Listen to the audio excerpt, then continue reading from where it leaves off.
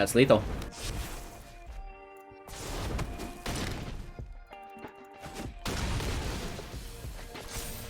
It's a good finale for the day, right?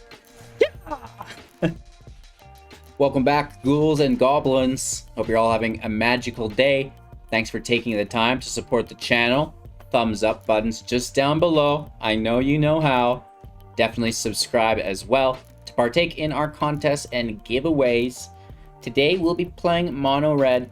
I'm sure you've seen in the last video I described how I was kind of getting frustrated with the late month mythic meta, how it's all top meta decks, and you know, it's hard getting your face bashed in by Sultai Ultimatum and rogues continuously, so we had to bring out the big guns, you know, showcasing two of the decks that I use to push rank when it gets dark out, right? When times seem hopeless, this is where we go. So it's a mono red deck today. You know, same old. We're gonna rip through it, show you guys our gameplay footage. You know, we've played like 100 matches plus, 72 or 71% win rate with it, which is really nice, and you know, successfully climbing up that mythic percentage back into the numbers within the next couple of days here, which is really cool. So I hope you guys enjoy today's content, and again, if you do, make sure to like the video and jump in our Discord to you know, see what else is going on within the community. Links for everything in the description below, or just give it a Google. Hello Good Game Linktree. Let's get into it. So, catch-up killer, 2.5 average mana value with 8 non-creatures and 30 creatures, 22 land to support the lighter curve. We have Faceless Haven comboing in on the snow land, just like in our last deck with mono white. However, we've got the Castle Embereth here, just in case we need to buff our attackers as well, because you know, there are a lot of low mana attackers in the deck. 4 copies of the champion, 1/1 first strike haste. It boosts another knight when it attacks by +1/+0. Equip it for 3 less to activate, which is really nice. Not that it's super relevant. You guys already know the deck. The Charger, another 1 mana value creature. 1/1 when it dies, it deals damage to any target equal to its power. Frostbite, dealing 2 damage if we have 3 snow permanents, dealing 3 damage to creature or planeswalker. 2 copies of the Hall Monitor in this version, a 1/1 with haste, and we can pay 2 to tap it to have target creature, you know, not be able to block this turn, opening up lanes for our other attackers, right? 2 copies of our Robber of the Rich, 2/2 reach haste whenever it attacks. If they have more cards in their hand than you do, then you'll get to exile the top card of their library and spend mana as though it were any color to cast it any time you've attacked with a rogue. And keep in mind that it's not just the Robber of the Rich, but you also have the Faceless Haven, which fills the rogue and the knight slot simultaneously, which is really nice. You can have the Fervent Champion buff up the Faceless Haven, as well as the Rimrock Knight, a 3/1 that cannot block. It has Boulder Rush as the adventure at instant speed, giving target creature +2/+0 until the end of turn. Into our 3 drops, 4 copies of the Bonecrusher Giant, 4/3 whenever it's the target of a spell, 2 damage to that spell's controller. As the adventure at instant speed for 2 mana, Stomp, dealing 2 damage to any target. Damage can't be prevented this turn. 4 copies of Anax. Its power is equal to your devotion to red, its toughness is 3, and whenever a creature you control dies that is non-token, you'll create a satyr token. If its power is 4 or greater, you'll create 2, so that's really nice. 2 copies of Phoenix of Ash, again for 3 mana, 2/2, flying and haste. You can pay 3 to give it +2/+0 until the end of turn. Really, really nice. You can replay it from your graveyard for 4 mana, plus exiling 3 other cards from your grave. It will escape with an additional +1/+1 counter on it. 4 copies of Torbran, Thane of Redfell, a 4 CMC, or 4 MV, I guess. 2/4, and if a red source you control would deal damage to an opponent or a permanent an opponent controls, deal that much damage +2. And finally, 4 copies of the Embercleave for 6 with Flash, X less to cast, where X is equal to the number of attackers we have, or 1 less to cast, I should say, for each. That's an alternative. It will enter the battlefield and automatically equip to a creature we control, and the equipped creature gets +1/+1, has Double Strike and Trample, and if something happens, we can re-equip it during a main phase for 3 mana. Again, that'll be free on our champion. That's the deck. Nothing's really changed here. We modified 1 Hall Monitor down for an additional Rimrock Knight, because I really do like the attack power of the Rimrock Knight. It's a 3/1. The Fervent Champion can combo it, putting it to a 4-1, and I just think that additional damage is more helpful than the Hall Monitor's unblockable effect, which is still good, but I don't think it's as necessary. So that's kind of what's changed in the deck. We're going to get into today's gameplay footage and demonstrate exactly how to play the deck in depth within some mythic matches for you guys. Thanks again for watching. Make sure to like the video, support the channel by checking out all of the different links in the link tree, and of course, subscribe if you haven't done so yet to partake in the D&D Rare Playset giveaway. It triggers at 35,000 subs, so we got to get going, you guys. It's only 2 weeks away.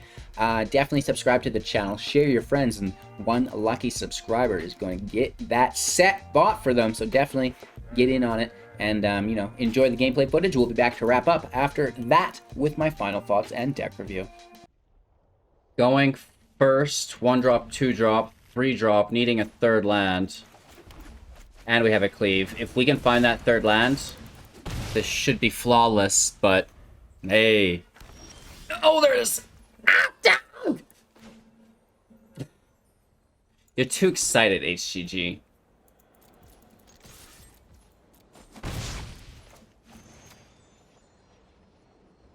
Oh, we're in our damage phase. I was like, what?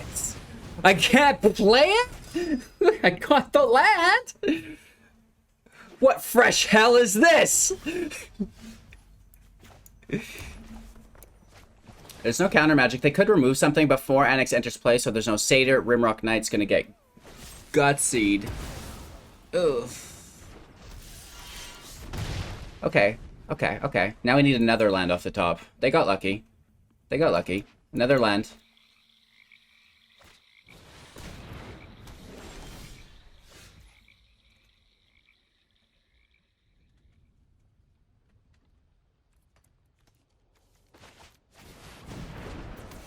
No land, but it really buffs our devotion on Anax, which is nice. Down to 9. If we have another land, ouch. So we need a snow off the top. That does the dirty. So, we can play Anax, do nothing, or we can hit for 4.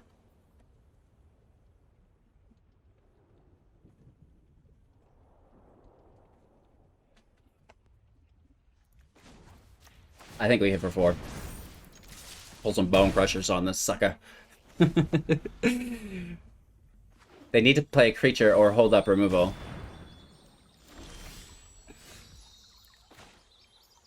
And now we send a wrench their way. They're expecting the Haven this turn, and they're going to remove it, right? They've got 1 piece of removal, so we're going to double creature. The second being the robber, that A hits for more, and B can draw cards for us off the top of their library.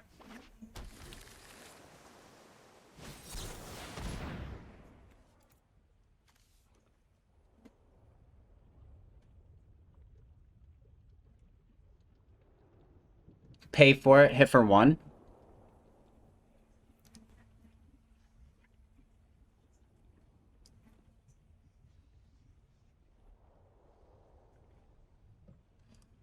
Or don't pay for it, hit for 2.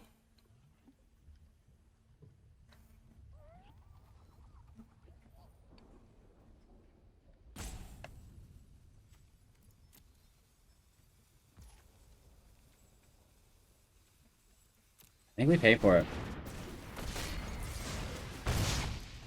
Alright, it's only 1 extra damage. Watch us get them down to 1. Watch us get them down to 1. Right? And then we know we messed up just there.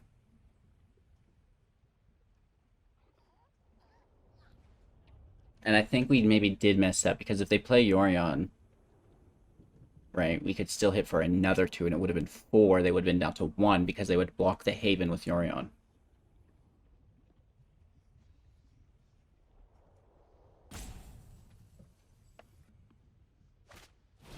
That's a sad Yorion. They have 1 mana.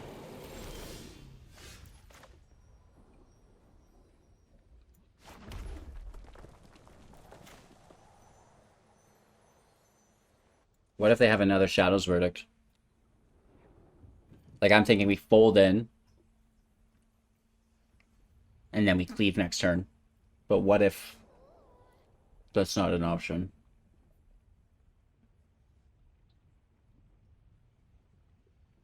So we get 3, 4, 5. We can't Robber and Cleave.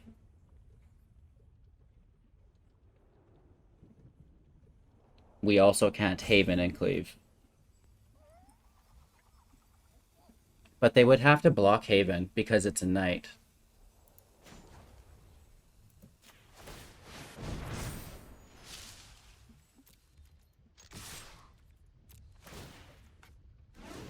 Right? We get them down to 3. Yorion's gone.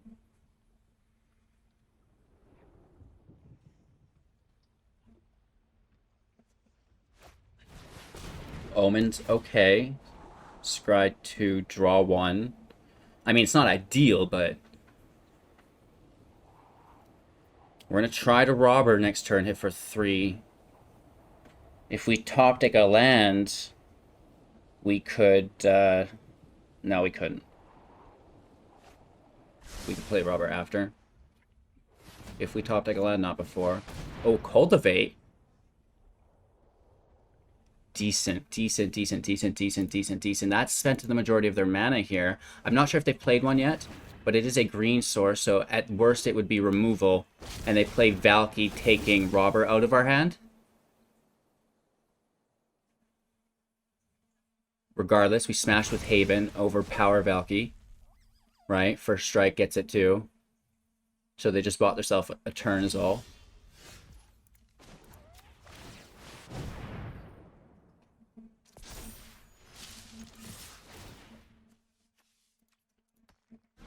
So they have to block the Haven.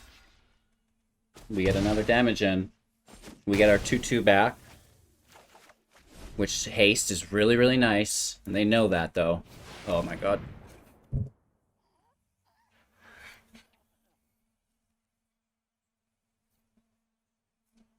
Can we top deck a Bonecrusher Giant is the new question. Can we top deck a Bonecrusher Giant is the new question.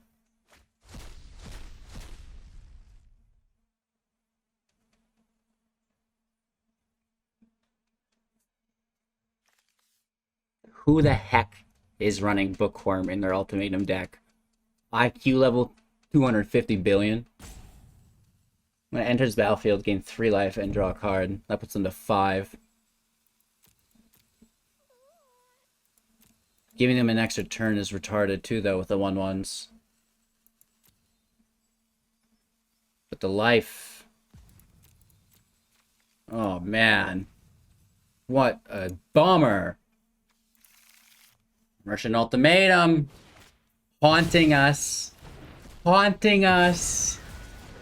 Absolutely doing the dirty. We could still top deck a Bonecrusher Giant, right? We had to keep that playline alive.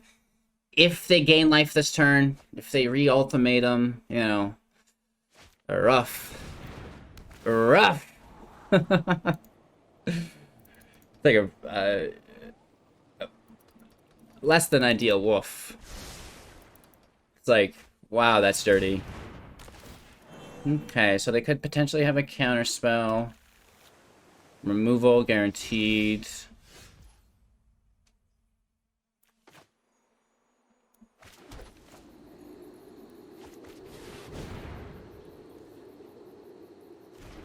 We know they take the cleave, or they already took one of the cleaves, so we still have this one. No attacks. And now Shadow Verdict.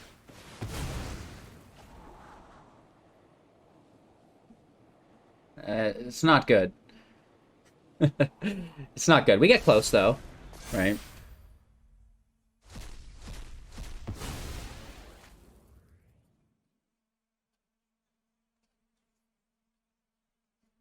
I mean, if they Shadow's Verdict, the Cultivator lives, which is bad news for us.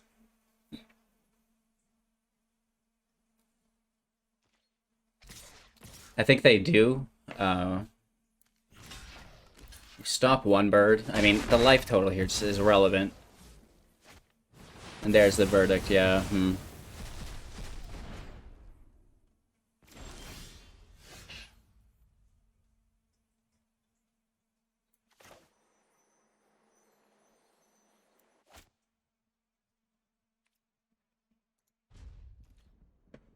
Be cool if that was a Bonecrusher Giant, I'll be honest.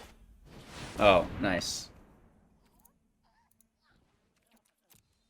That is a nice play in the deck. I really do enjoy that. I think we can scoop up here. Let's take one last draw.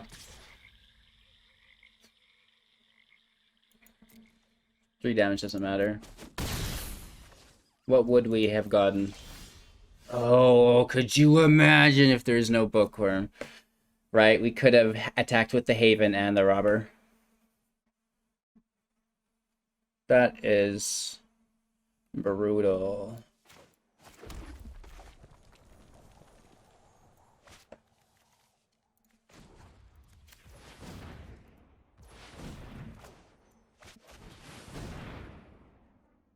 Do they have removal? We could hit for 2 here. So desperate. Give me any amount of damage.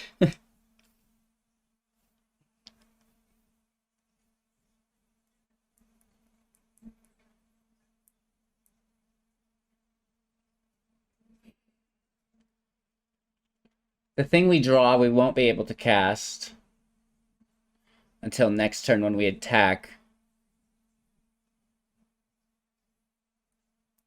I just don't know. I mean, if we can take them down to 3 and top deck a Phoenix, right? Ugh, nice. Good game. Ouch. We didn't get it. That was a good match. Alright, going first. Okay. Charger out. Next up is Faceless Haven, Rimrock Knight.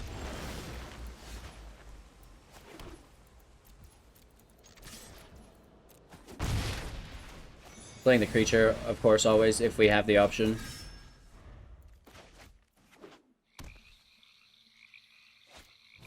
Wolfwillow Haven. So we're playing another deck that I just love to see. Let's hit for 4.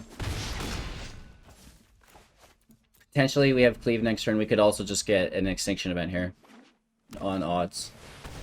Binding on the Knight, sorry.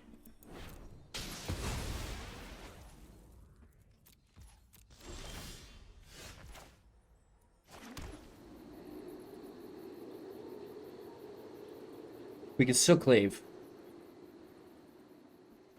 5 damage, down to 10.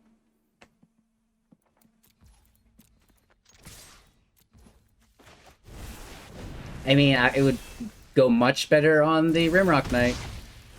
But, hey, it is what it is, right? They could Shadow's Verdict these, and that would suck. And then we'd need a Snow Mountain to activate our Haven. Or another Haven.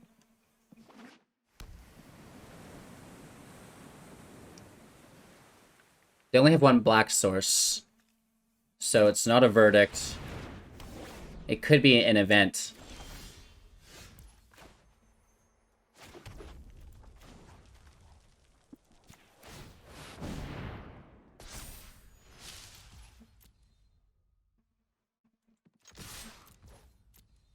Woof. So they should kill the Haven. It sucks, but whatever.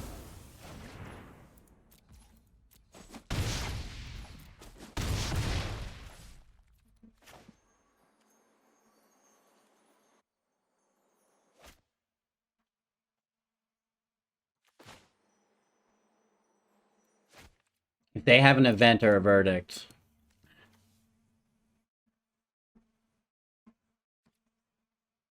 Force them to have it. It's best of 1. Force them to have it. Just force them to have it, you guys. If they do, whatever.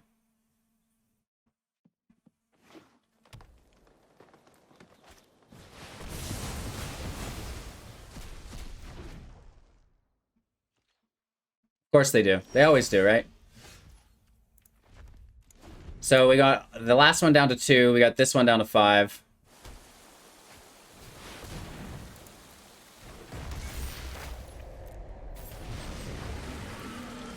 Another land. Good game. All right, so even though, you know, I stand by this deck, we're on a tough streak here. Those ultimatum decks are out and about. And without that elite spellbinder, you're basically victim. Your only chance is the Haven. In my opinion, less viable. But let's do our best to try to, you know, prove those biases wrong. So in that last match, really quick, we could potentially, you know, I said go for it, best of 1, force them to have it, right? That's, you know, one mindset. The second mindset was, and I should have explained this, was to hold it back, you know, try to play your odds. If they use it, we could have frostbit our own creature, dealt 2 damage, and then still had another charger. You know, they're down to 3, and that, you know, would have been great, but it seemed like we just top deck land, so probably wouldn't have made a difference. But, you know, we had a big brain in chat point that out, so I did want to convey that there was an alternative playline there, as opposed to forcing them to have it, which I like to play my odds, right? Like, I know sometimes you get burned, but, you know, if 6, 7, 8 times out of 10 you get it and they don't have it, these are patterns worth repeating, right? Unfortunately, you know, there's those outliers. I would assume there's some form of removal here, probably on the robber. Stomp it up! Stomp, stomp, stomp, stomp it up! Bingo, bango, bongo. Torbran is really nice with the Charger. They take a turn off for the Cultivate. Good news for us, right? Looks like we might get our first win. There's the land. Do we cleave or do we bash? They could have a wipe, you know what I mean? Right? 4 damage to all non-dragons. Or Storm's Wrath, I guess. We would hit for 4, 7. Yeah.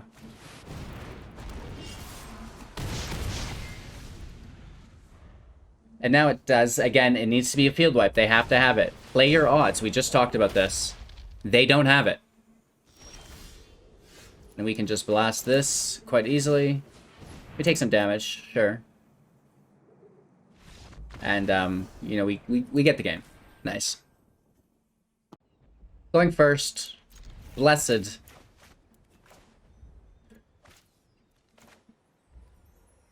Top 700. Not really looking forward to that, I'll be honest. Top 400 laid in a pretty tight beatdown. So, we'll do our best here. Looking for land, right? That's all we want. The only way we Bonecrusher Giant is if it's a draw engine, right? Ooh. It's a Winota deck. Not good. So we actually do stomp that, right?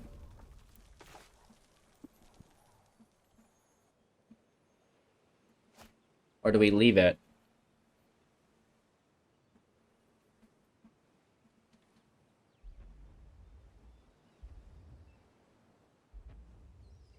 Yeah, I want to save, like... I think we just progress. Let's take that draw and get Winota off the top! We can play the Professor. Oh, we should keep learn cards in our sideboard for the robber in case we snag a learn card. Wow, that's a big brain play. No one's done that yet. I 100% guarantee it. But what are the odds that you snag a learn card from your opponent? You know, like less than 0.01? Okay, so they have the Savior.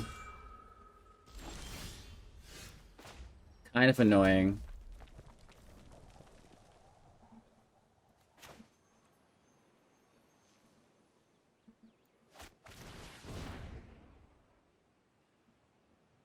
We still go all in.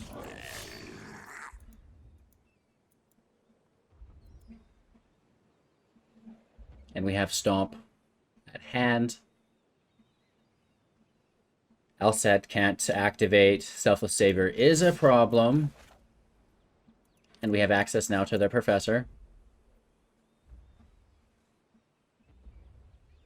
They probably just take the damage. They'd be silly, in my opinion, to do anything but take the damage. I'll allow it. Just straight trade. Dog stays in play. Professor goes out.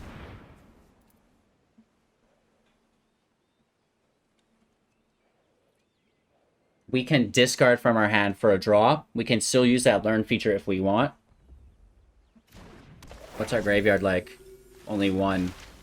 We have to exile 3 other cards, so we would need 2 other cards in our grave. Should we discard? I don't think so. Right, if we pull that 4th land, that's huge damage with the Chargers. And the Bonecrusher Giants, you know, always just fire. And the Phoenix doesn't have enough cards in grave, so, Another Savior. It's good. It's good. I'll trade with everything they have to get these non-humans out of here, right? Always be removing non-humans. Yeah.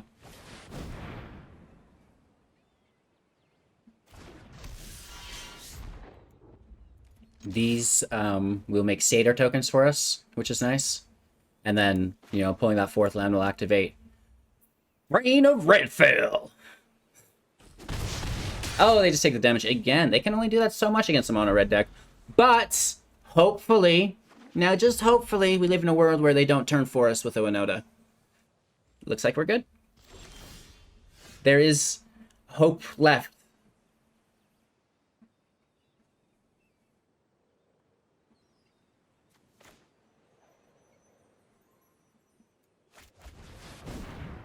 Let's play the Phoenix.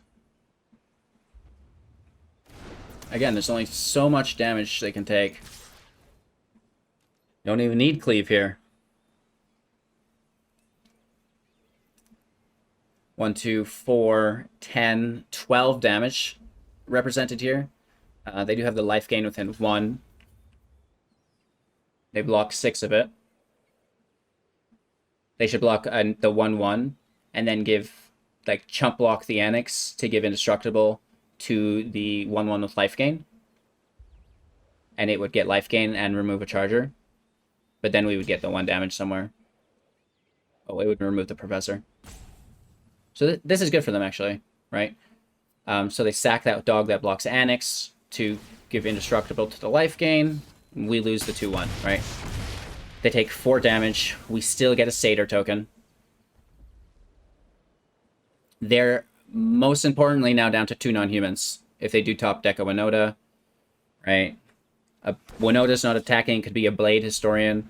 And, you know, a 3/1 or a 6/1 potentially. I mean, we can't block anything.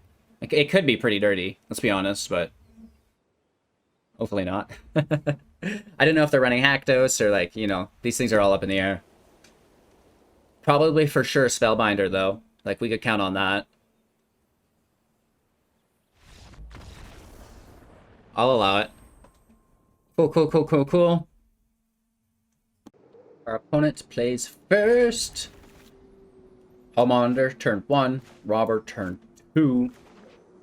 Rimrock. Oh, Anax, turn 3. I feel good about it.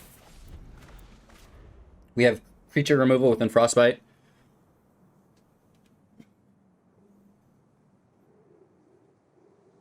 Stretch it out, right?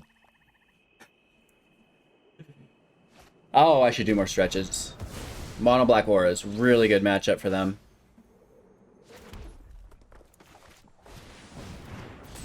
I believe we get the draw here. No. Math is too hard.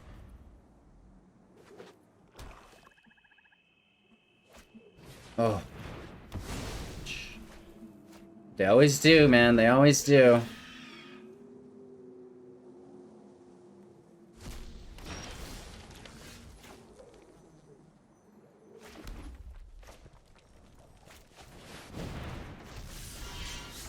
We have to remove Luris. We should remove the Aphmia too, though.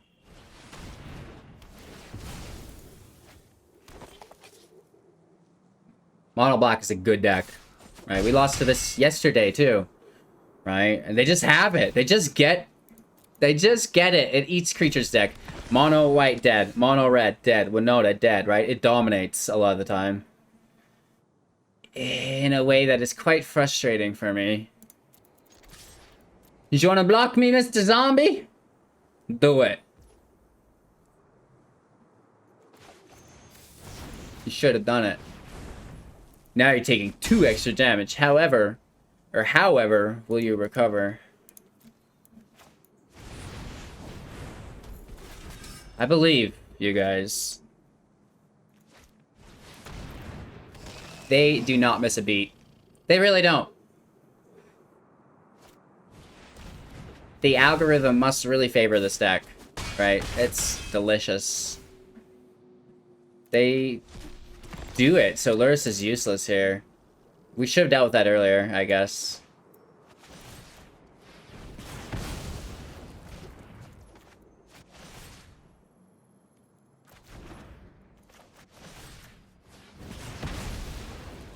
Whatever, man. Whatever, man. Still a relatively... Nah, they got 3 2/2s. We should have dealt with that. I mean, we're gonna stomp it again immediately, but they are definitely making another zombie. This is working out well for them. Right, really, really well.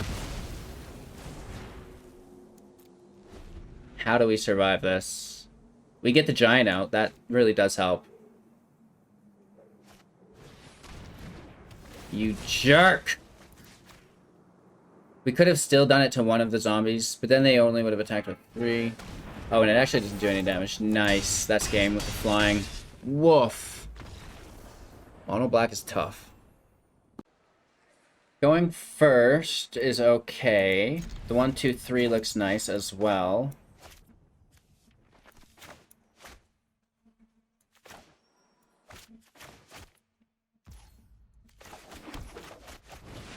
Let's see how it pays out. If we want the most amount of damage, we should actually go Rimrock Knight. Just because it is a knight.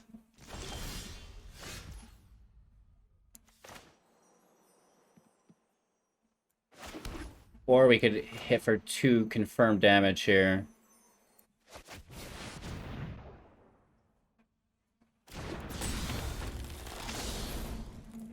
Do we see a frostbite immediately? Yeah.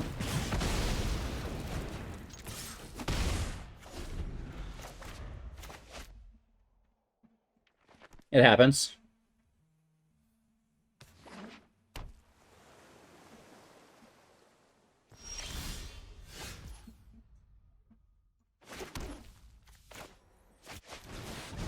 Turn 3 Anax is ideal. Do they have interruption? Let's hit for 1. Big damage here. Big damage coming at ya. Alright, land off the top. We can cleave. Maybe. Right? In the perfect world.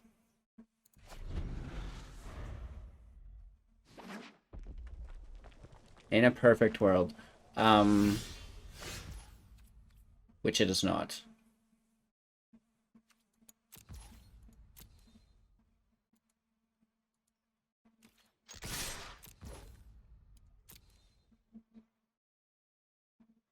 I think they have something, right? So let's try to draw it out. It's a borrower. So we just replay that.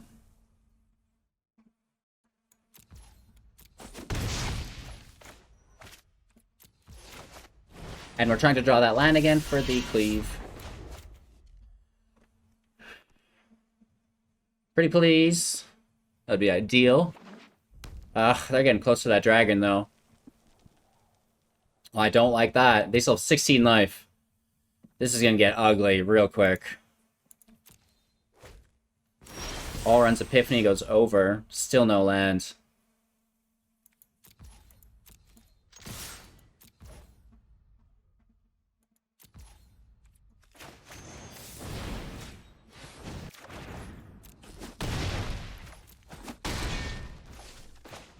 That's not that bad. Down to 10. It's a lot friendlier than 16. Like, if they would need a bounce on this cleave, and I'm sure they have it. Right? There's definitely another petty theft. I don't think they attack. I mean, they're taking 5 damage if they do, confirmed.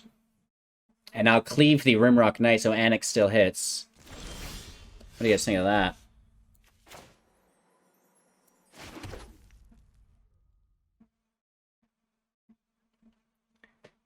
They have no mana. They didn't attack with a dragon, so there's no mana. The cleave is guaranteed hit. Absolutely.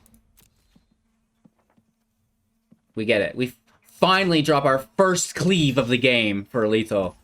And normally, your opponent does that to you every time you face them, right? Our opponent's probably like, again? They always get it! It's the first time I've gotten it! Ayori on deck.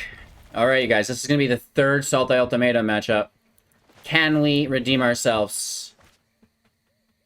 Do we just go straight with haste, or we save haste for after the wipe?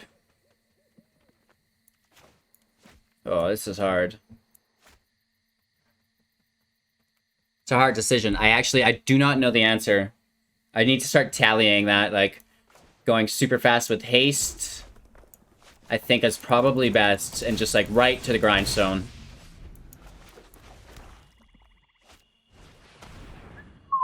That was robber. Oh, they're all, the rest is non-creatures. LOL. But they know what we're playing now. So again, right with haste.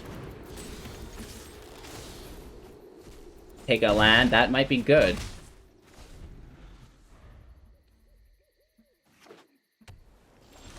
Nothing on their end. Haste it. Haste, haste, haste, haste, haste. Just 5 damage. Just for an omen. We're down to 11. Turn it on the Jets.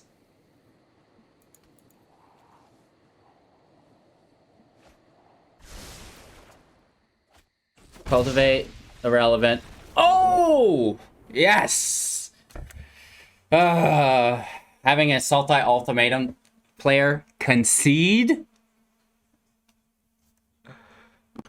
Alright, last match of the day. Can we win? Let's get some bets going. Oh my gosh. I've been playing phone tag with someone for the last 25 minutes. Right? Like, I'll phone them. They don't answer.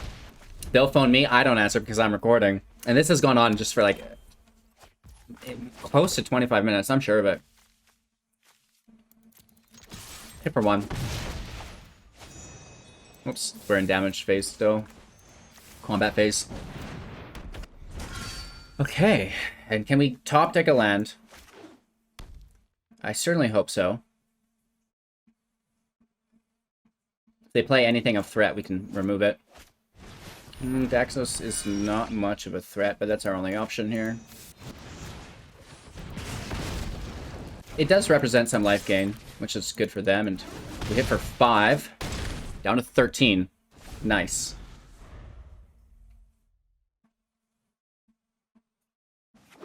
The third land, do they exile the Rimrock? No. Free hit, get the land, yes. Anax in. We hit for another 5. Decent. Down to 8. And we cleave. They have to exile Anax here. They don't. That's Daxos. I like my version of Mono White, which I just showcased on my channel as the last video before this. Check it out.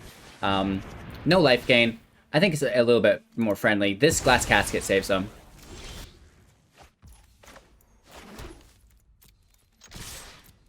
This is still a really, really big hit.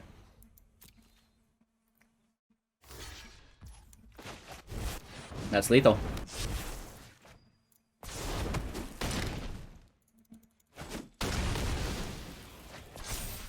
It's a good finale for the day, right?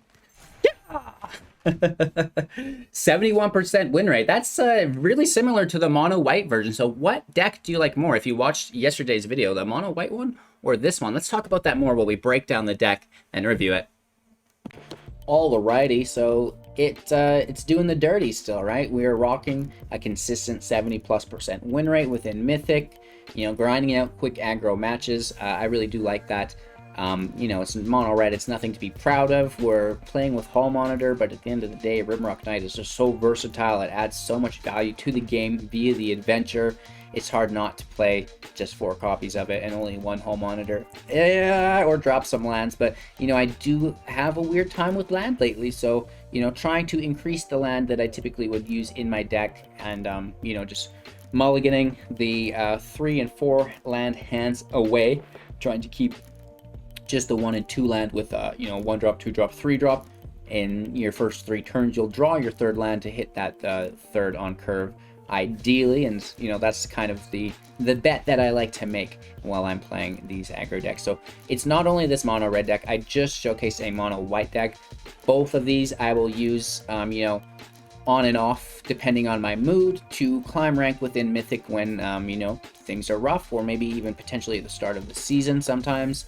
You know, so if you're looking for a deck to climb rank, you know, those are the 2 I use this video and my last video. Check that out if you're interested, and you know, definitely let me know what you think of it in the comments below. Thank you all again for your time and attention, really appreciate it. Have yourselves a magical day, and we'll see you soon in the next.